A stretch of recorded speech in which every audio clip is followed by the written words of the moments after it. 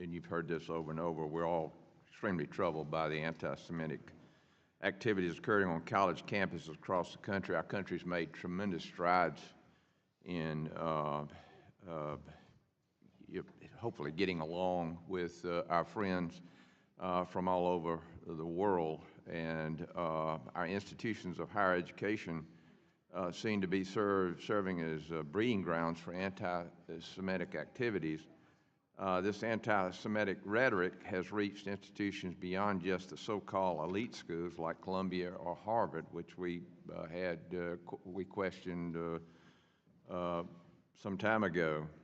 As I stated before, as the oldest and most established democracy in the region, Israel exemplifies the core values of freedom and democracy. Jerusalem is the center of the universe. A lot of people think Washington is, but that's where it's going to happen.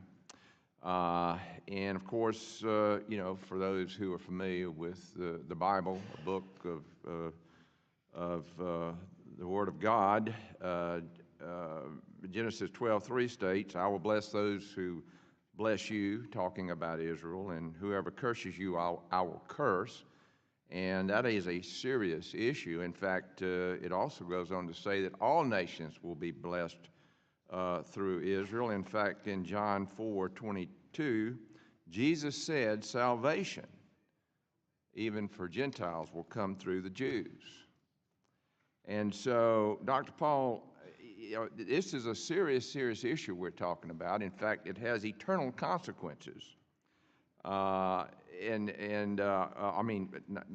President Dr. Robert Manuel, with that being said, the anti-Semitic extremist group behind enemy lines continues to trespass on DePaul's campus and harass Jewish students. This is the same group that made a wanted poster featuring a Jewish Israeli student at DePaul.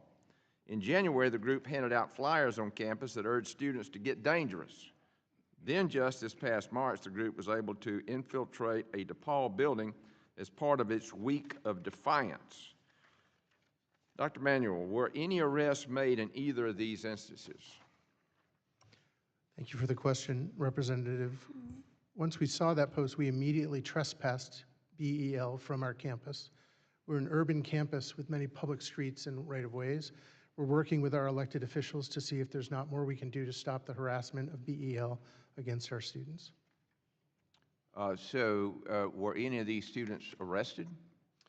Again, we kept BEL from being on our campus, and on a number of occasions where they were involved in protests, our relationship with CPD prevented them from coming onto our campus to engage our students. So what are you doing to prevent this from happening again? We are training our public safety officers. We're working with the aldermen, the elected officials in our area, to see if we can't get broader protections in the public space. And we continue to report things like you mentioned in the social media, both to the FBI and to Chicago Police. President Raymond, let's talk about restorative practices, a group to resolve disciplinary issues in your university. The directors of the group, Dr. Mon McHenry and Dr. Jill Stauffer, both publicly support the academic boycott of Israel. And Dr. McHenry is a member of the Haverford Faculty for Justice in Palestine, and in December 24 liked an Instagram post glorifying a member of the Popular Front of the Liberation of Palestine, a U.S.-designed terrorist organization with a history of murdering Jews, with the caption reading, "From the river to the sea, Palestine will be free."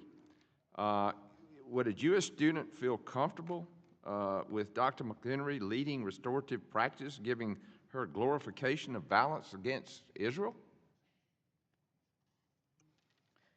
Representative, we are committed to supporting our entire Jewish community. We are proud of it, and intersections with all aspects of our disciplinary processes are ones that I take very seriously. They must be done well. Well, it would seem that you would put into practice those things that, I mean, we're hearing, and it's been, the testimony is correct about what's going on these campuses, but, you know, the action that we're hearing, you know, like I said, we got to fix this. And so with that, I'll yield back, Mr.